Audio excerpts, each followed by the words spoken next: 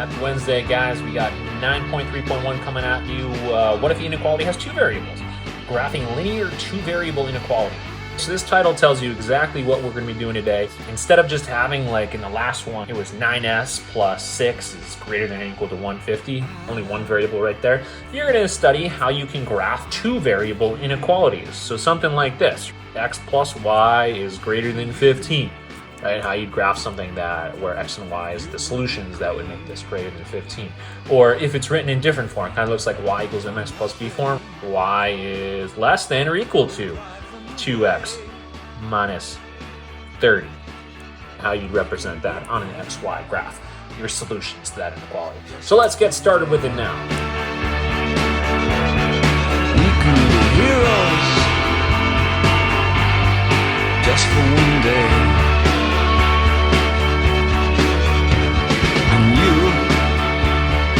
In section 9.2, you learn how to use an inequality with one variable to help solve a word problem. You also discovered that a one-variable inequality can have 0, 1, or more solutions. That these inequalities can be represented on a number line. But what if an inequality has two variables? What is a solution to a two-variable inequality? How could these solutions be represented graphically? Here, we're going to examine the solutions of a linear equation. Okay, so we're going to start with equations here before we can figure out how two-variable inequalities can be graphed on an x, y coordinate plane by just thinking about what we know about equations. So here, I got this graph here. It says, find your graph of y equals negative 2x plus 3 that you did on a recent homework. And it says, compare your graph with the poster graph provided by your teacher. Here's the poster graph, right? I just put this on here because I want to make sure everybody graphed that correctly. Right? I have confidence you did. Y-intercepts here at 3. Slope is negative 2, right? So you go down 2 over 1, down 2 over 1. Remember, it's rise over run, negative 2 over 1, down 2 over 1, right? From left to right, down 2 over 1. Anyways, sometimes people mess up the negative thing, but negative is y decreases by 2 when x increases by 1. You got it graphed out? You good? Okay, good. So here's where you're thinking. It just wants to get you thinking about what a solution to an equation is first and how that represents on a graph. And I know we know this, but just to take a step back, what exactly is this here? Negative 1, 5. Is it a solution to this equation? How can you tell by looking at the graph, and how can you tell by using the equation? So just to refresh yourselves on these, on certain points that we see visible, okay, we have negative 1 and up here at 5. What do points that are actually on the graph mean in terms of the equation? That's going to help us with points that are somewhere on a linear inequality graph and what they tell us about if they work or not in the actual inequality.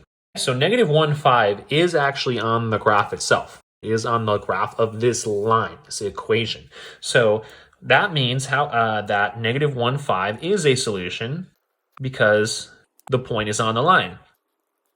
And if it's on the line, y equals negative 2x plus 3, it would also work in the equation by making the equation statement true if we substitute in those values. So we put 5 in for y, and I'm going to put in negative 1 for x, and you'll notice here that we get a true statement at the end of the day. 5 equals negative 2 times by negative 1 is positive 2 plus 3. So here we get 5 equals 5. Yes, indeedy, negative 1, 5 is a solution to the equation, and therefore we see it on the graph. Next question, 2, 1. Is 2, 1 a solution? Well, I want to go to 2, negative 1. I want to go up to 2, and I'm going to go down to negative 1, and yes, it looks like the same situation. What about the point 0, 0? Ooh, I don't know about the point 0, 0. That's strange. Justify each conclusion with both the graph and its equation, okay? 2, 1, yes, it's a solution.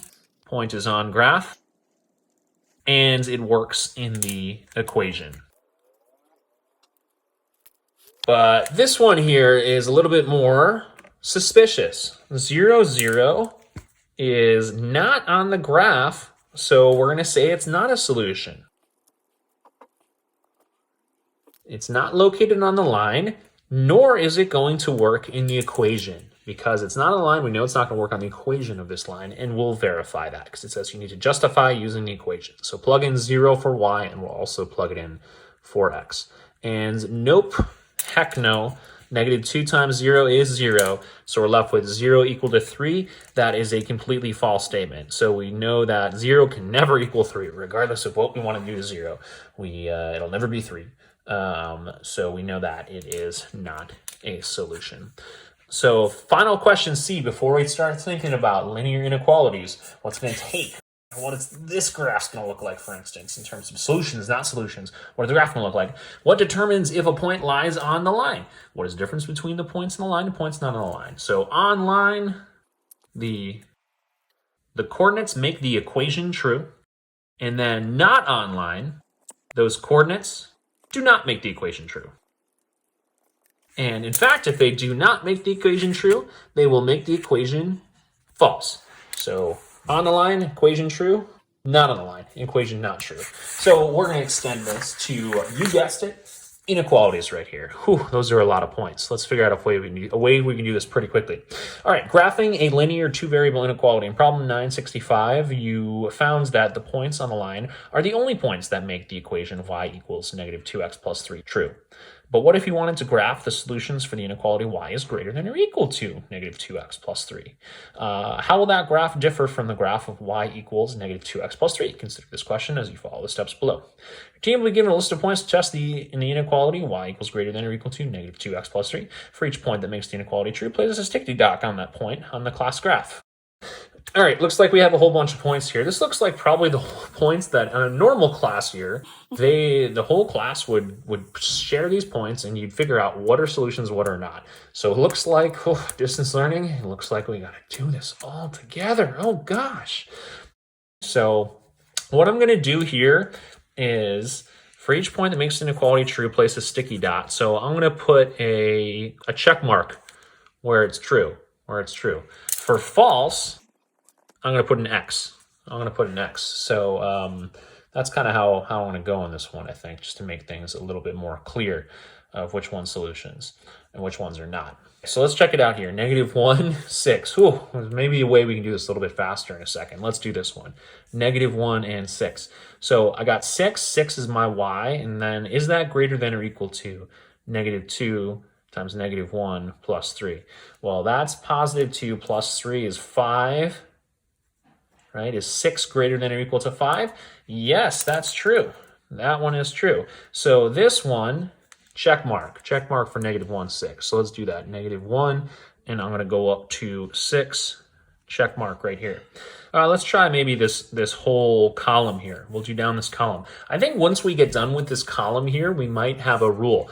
We might have a way to generalize what our solutions are going to be. So we have a solution up here. We're good to go on that one here. How about 2, 7? Okay, 2, 7. So is 7 greater than or equal to negative 2 times by 2 plus 3? 7 greater than or equal to negative 4 plus 3. And yes, 7 is greater than or equal to negative 1. That is also a solution. So 2, 7 is also a solution. I go to 2, I'm going to go up to 7, and I'm going to put a check mark. All right, so I got 2 solutions here. Oh, interesting. This is the line y equals negative 2x plus 3, but I got solutions on that, and that, and that. So this side of the line, interesting. So we have a solution here. Let's keep going. Negative 1, 5. So I'm going to do 5 is greater than or equal to negative 2 times by negative 1 plus 3. Is 5 greater than or equal to 2 plus 3? Ooh, interesting here. Looks like we actually have a equal value here on the left and the right side. Is that allowed by the inequality symbol? Yeah, it is. It can be greater than or equal to 5. So we're good to go here. Negative 1, 5 is a solution to that inequality. So negative 1, and I'm going to go up to 5. Okay, so this here, on the line, negative 1, 5 is a solution. All right, doing well. Wow, are these just all solutions? Okay, let's try this one. Let's try 5, 4.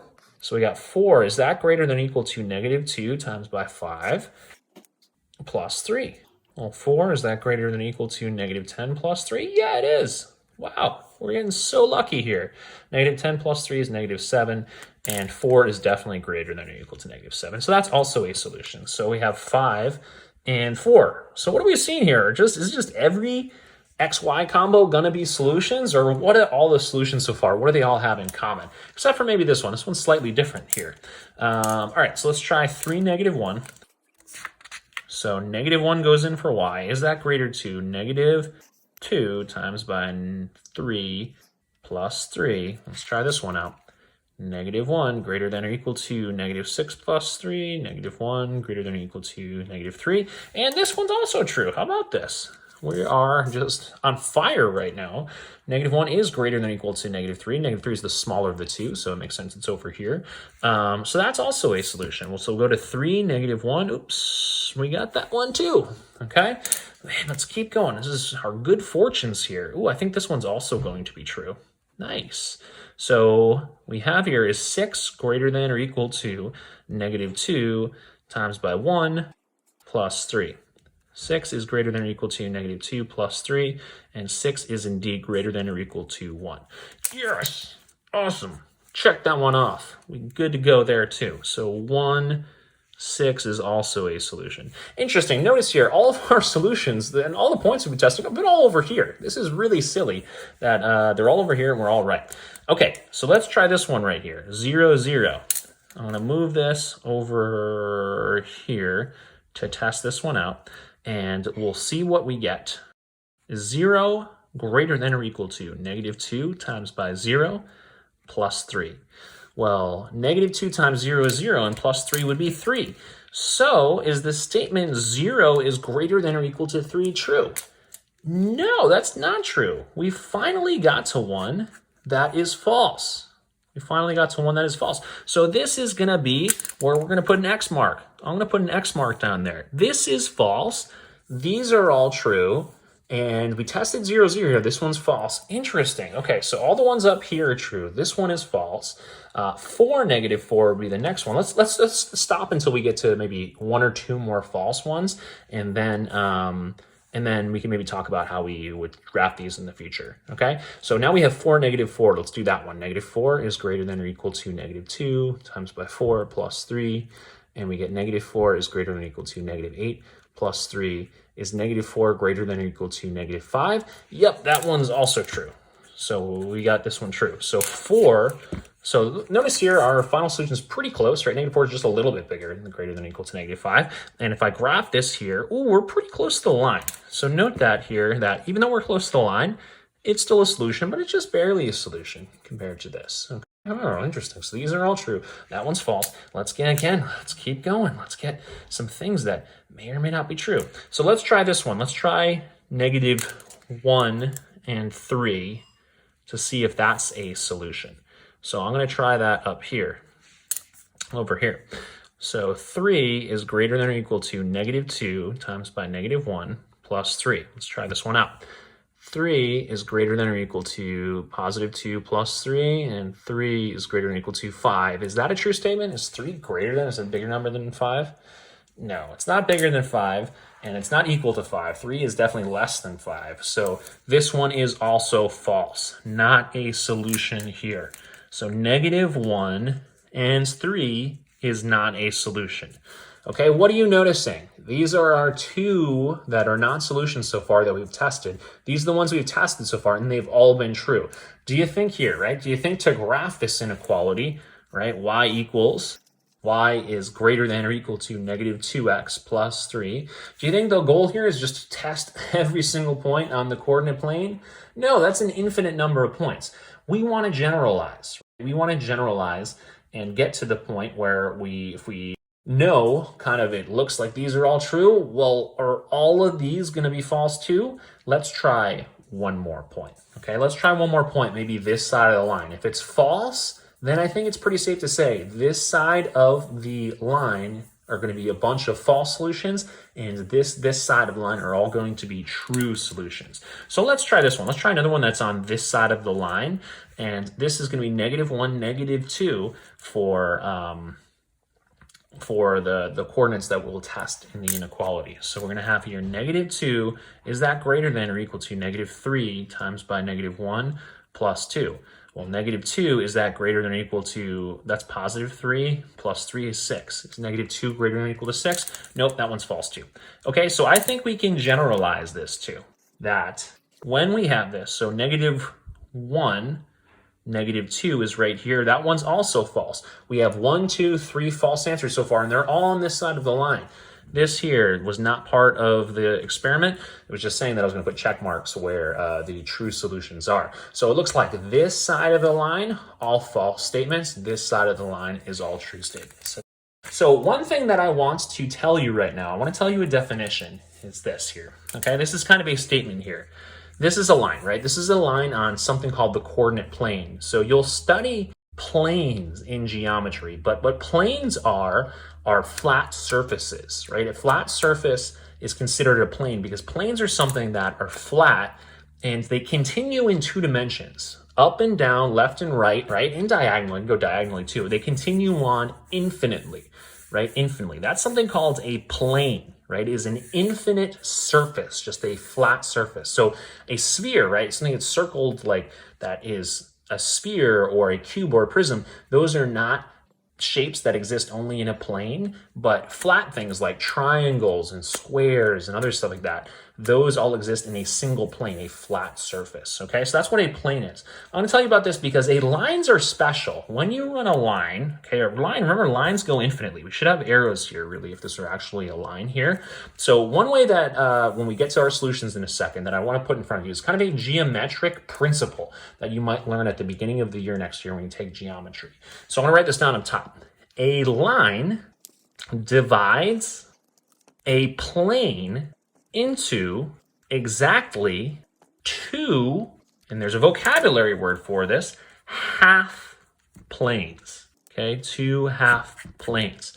And I write that on top here, and I usually bring this up in algebra when I teach this lesson, and I teach you guys how to do this because this here is a linear inequality. We have a line running through that. And what do we know about points on the line? Okay, points on the line are solutions because y can be greater than or equal to negative 2x plus 3. So for instance, when we had negative 1, 5, which was over here, we ended up with a point of equality, and that was true. That was true. So that we have this solid line running through. Okay, so a line goes through the plane. It divides the plane into exactly two half planes. This half plane over here and that half plane over there. So one side of the planes is going to make an inequality true. So for a linear inequality, one half plane will be true. And perhaps the line dividing the two half planes are true. So the way that you graph this, okay, so you might be wondering, how do I graph this? How do I represent? Well, if this is true, this is true, this is true, this is true, this is true, all those are true, this is how you graph a linear inequality. You shade in the solution region. This is called the solution region or the solution half plane. Okay, so I'll label that in here. You have to shade the solution region. This is called the solution region here. Everything on this side of the line, this half plane, are going to be true, and then the other half plane are going to be false. So you might be wondering, how many points do I need to test in a linear inequality in order to just do this quickly next time? If I have my line, right, y equals negative 2x plus 3, how do I know that this inequality is going to be true? Well, how many points would you need to test? You only need to test 1 point. In fact, if you tested 0, 0 here and you knew it wasn't true, you know that this entire half plane would all have false results when we tried it in the inequality. And then the other side of the line, that's where your solution region is going to be. This half plane will result, any points you put in here, any coordinates you put in here will result in a true solution in that inequality. This is what our graph looks like. Look at that, shaded in. Hopefully you got your colored pencils going and ready to do that when you graph below. Not going to really talk about the answers here, but looks like I think we did everything correctly. Not going to write anything down, at least down here. What are about the points on the line? Are they solutions to the inequality? Why or why not? Yes, they were solutions because equality was allowed, and therefore points in the equation would be allowed, the boundary. So before in one variable inequalities, we had a boundary point. This is a boundary line. So remember, boundary points could either be open or closed. This is inclusive, so it's solid. How many solutions are there? Infinitely many, so I'll do the infinity symbol. Why aren't any solutions located below the line? The entire half plane makes the inequality untrue. Ooh, looks like we have a linear inequality graph now. Let's do this one. Question 967. What else can you learn about solutions of linear inequalities? Think about this as you answer the questions below with your team. What if the graph were shaded like the one at the right? what inequality would correspond with this graph. So look at this. It looks like we have the coordinate plane. Remember, we have the coordinate plane. We have our x-axis running left, right. We have our y-axis running up, down. So we have a plane, a flat surface that goes infinitely here. Okay? So remember, we have a line going through, a line running through the plane. The line divides the plane into two half planes. Because one of those two half planes has a solution region shaded in, that's where our solutions are going to be. But the real question is, hey, what is this line? We might need to figure out what this line is right now. So our line here, we need to use our skills in going from having the graph of a line to coming up with the equation of the line. And then that's going to help us build out the inequality. Once we have the equation, how will we change that equation to become this inequality? So one step at a time, we need to get the equation of the line right now. Getting the equation of the line, let's get it in y equals mx plus b form. So we have our y-intercept here at -3. That's going to be our b. We just need to get our slope. We need to get our m from that. So in order to get our slope here, we need to find some lattice points. It's hard because they didn't actually show out the grid to us. But if we're at 3, it looks like we're at 1, 1. Looks like there's a point at 1, 1 right here. So it looks like our slope here is go down 2 over 1. -2 plus 1 right here. So -2 over 1 would be our slope. And in fact, this is actually the same borderline that you had in the last problem. Y equals -2x plus 3.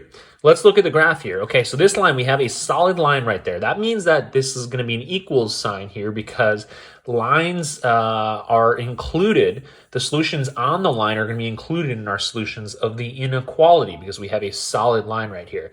Well, in the last problem, the right side was the half plane that's true of solutions, and we had this, right? We had the greater than symbol set up. Y is greater than or equal to -2x plus 3. So this side that previously the half plane that was true is now false. And the half plane that was false is now true. So I think what we need to do is we need to flip that inequality symbol. If y were less than or equal to -2x plus 3, that would have to be the inequality for this solution region that's below the line.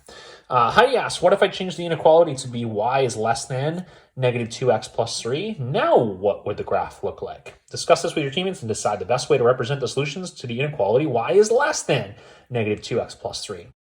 So I think where this is going is, well, thinking about this, we had our line, we have a borderline y equals -2x plus 3. So in problems like this, if we had this being our inequality or the one previous to it, this being our inequality, these were both being equal to was allowed in both of these. This was greater than or equal to. This was less than or equal to. So points on the line were solutions because they satisfied the equation y equals -2x plus 3. Down here, we don't have that. Down here, we don't have that. So we have a less than symbol. Y is less than -2x plus 3. So if we were to graph this line, would the points on the line be considered solutions? Would it be considered solutions? No, they wouldn't be. They wouldn't be. To be a point on the line, you'd have to make the equation true. We'd have to have equality here. Y would have to equal -2x plus 3. Is that allowed? Is y able to equal -2x plus 3? No, it's not allowed. So we're not actually able to graph the line in, but we should still shade the half plane. The half plane that contains solutions where y would be less than -2x plus 3. So it's very, very similar to this one. We still shade down below. But then the question is, when do I stop shading? At what point do maybe I stop shading? And the solution for this is we still kind of have to show the border. We have to show the border here. So in this problem, and the problem directly before that, if we have, and this should go directly in your notes, if we have a greater than or equal to, or less than or equal to. Remember, these are called inclusive inequality symbols. If we have inclusive, then one variable border would be a filled in dot, would be a solid dot. What would be the two variable border be? Well, what have you seen so far? Well, that would be the line, a solid line. This is called a solid line. So solid line. And this was a closed dot. So we would have a solid line for the border. If it's non-inclusive or exclusive, it's cool. It's fine if you want to call it exclusive also. So if it were greater than or less than, for one variable, it would be an open circle. But for two variable, what do you think it could be? We still need to show the border. We can't do a whole bunch of open circles. That's kind of silly. So how about we draw the same line, but we show it dashed. We show it with openings. Here, what do you think the openings are supposed to convey to us, supposed to communicate to us? So if you have a greater than symbol, a less than symbol, and it's non-inclusive, you draw a dashed. This is called a dashed line because you have a quick dash here, and then you have some space, and then another dash, and then you have some space, and another dash. So what this is supposed to show you is that the points that on the border, y equals negative 2x plus 3, they are not solutions to the actual inequality. So if I had a ruler out right now, I'd be able to draw this a lot more clearly, but I don't have my ruler. I'm too lazy to get it, and perhaps you are too, because, hey, we're in distance learning right now. We have a dashed border because the border is not included in the solution to the inequality. It's a non-inclusive inequality. So we would still shade one of the half planes, but we would have a dashed border, and that's what you need to remember. It can be hard to remember that, but always go back. What was my original inequality? Is my border included? My border is not included here, so I'm going to make my border dashed. All right, here's the moment of truth time. Let's maybe graph one together, then you'll take care of the other ones on your own, and we can go through the answers afterwards. Question 968, graph the inequalities below.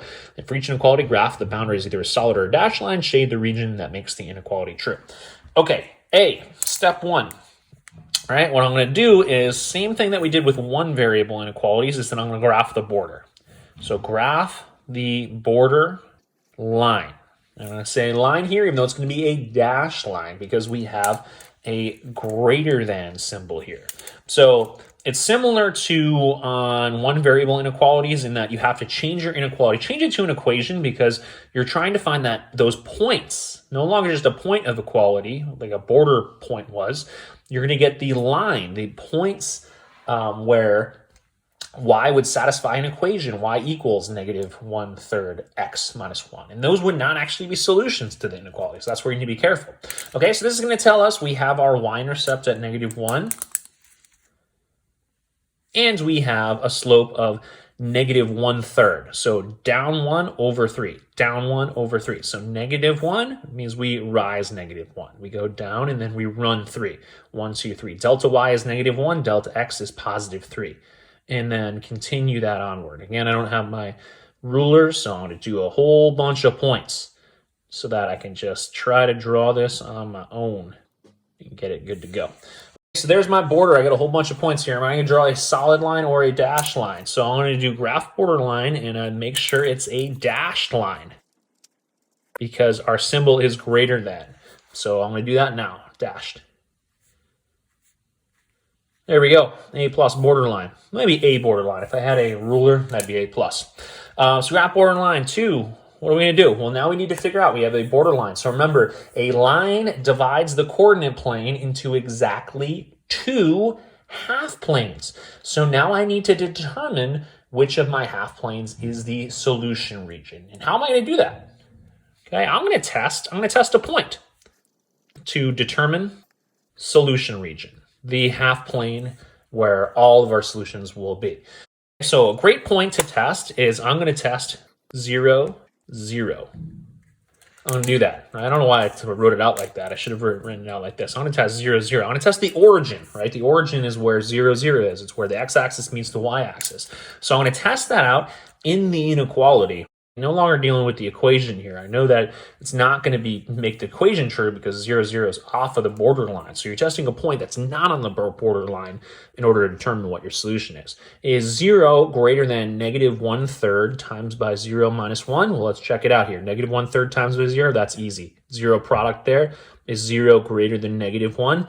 Sure as heck better believe it is here. So 0 is a solution. So we're going to shade that half plane that contains 0, 0. Did I need to do 0, 0 as the point I tested? No, No, I don't. But because 0, 0 is right here, any solution around 0, 0 or just above this line on this half plane would make this inequality true. And you can test out other ones in your head if you want to. How about 6, 6? Would that one work?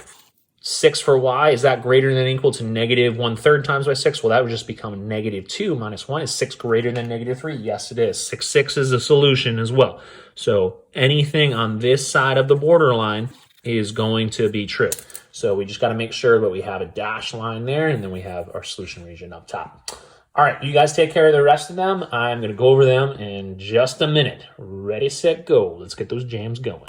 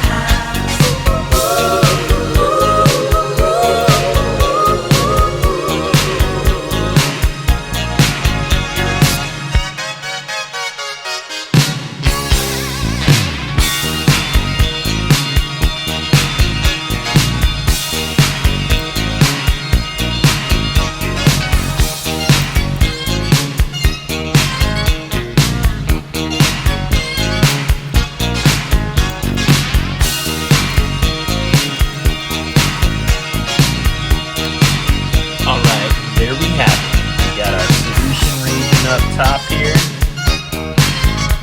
our solution region down below, also our solution region down below here, and our solution region above us. We've got all those half planes shaded out. Remember, the half planes could or could not include the borderline. So our solution region here also includes the border between the half planes. That creates the half planes, right? A line creates two half planes out of a plane, and got our solution here. Okay, make sure you test out. I would test out 0, 0. So 0, 0 actually was a solution in all four of these, which is not always going to be the case. So you're shading the direction of 0, 0, but you could have tested at any point on there. Remember, not solutions over here, solutions on that side. So graph the borderline, and because this is inclusive, we got to have a solid line. Make sure you did that. Always don't forget, start with this. You're graphing a line, y equals 5 over 2x plus 3, but are you going to make it shaded or dashed? You're going to make it dashed, okay? First step is going to be dashed. You can just circle it, right? Dash to yourself, and then you're not going to forget. You're going to graph that line. So double check, is it dashed? You're going to have to erase. Often I see the erasers come out when I do this lesson. But we got 3 here, rise 5, run 2, and we could graph it out and make sure your line's dashed. Test it out, 0, 0 was a solution, so 0, 0 is here. Shade everything on half plane. Last one here, you might have forgotten how to do this. This was written in standard form, so we have x and y on the same side of the equation, no variables, so this would be kind of linear standard form here. So it says graph the line, right? Graph the borderline, so you're just going to change the inequality to an equal sign, and this is 2x minus y equals 5. So you have a couple options there. What you might do, what a lot of people do, is they change to y equals mx plus b form by isolating y, and you can do that, but you're kind of doing too much work if you have that. So don't forget that if you have something in standard form, right, this is ax plus by is equal to c, equal to a constant. If you have it written like this, you can figure out that constant is going to tell you a lot about what the x and y intercepts are going to be. So remember, the y-intercept is the value of y when x equals 0. So if you're trying to figure out the y-intercept, you would plug 0 in for x, and if you plug 0 in for x, 2 times 0 is 0. So I'm putting my finger over this because what's that going to tell us about our y-intercept? Well, 0 minus y equals positive 5, right? 0 minus y equals positive 5. So here, what would we have to put in for y for negative y to be positive 5? Well, y would have to be negative 5. Okay, so negative 5 is our y-intercept here. Similar logic might actually be easier to figure out what the x-intercept is, because our x-intercept, our root here on the graph, is the value of x when y is 0. So if I plug in 0 for y, we got 2x minus 0 equals 5. So 2x minus 0 just simplifies to 2x. So what's the value of x? If 2x would have to equal 5, what would x have to be? Ooh, x would have to be 2.5. So I know it's hard to see here, but I try to draw through 2.5 on the graph and sketch it in here. So that's it. I would always do the intercepts method when you have it written in standard form. You can graph this out very quickly. You don't have to worry about making an algebra mistake with isolating y. So y-intercept at negative 5, x-intercept at 2.5, got our borderline, and it is inclusive. So we're going to do a solid line because points on the equation 2x minus y equals 5 are solutions to that inequality because the inequality is inclusive. So testing 0, 0, that's going to tell you which half plane, and 0, 0 was a solution. So the half plane containing 0, 0 is going to be your graph of this one here. Last question, we have the learning log. So in your learning log, explain how to graph a linear inequality. Be sure to address the questions below. And title this, all this good stuff here. How can you determine if the line is a part of the solution? You can test a point. You could do that, and if it's true, solid. If it's false, it would be dashed. Or you can just remember that inclusive inequalities are going to lead to solid lines. And dashed lines, those come from having non-inclusive inequality symbols. Those lines, borderlines, would be dashed. How can you determine which side of the line the solution belongs to? Well, here we go. All about testing those points. You could test a point. 0, 0 is a good one to test because you get all the zero products. It's easy to figure out if it's a solution or not.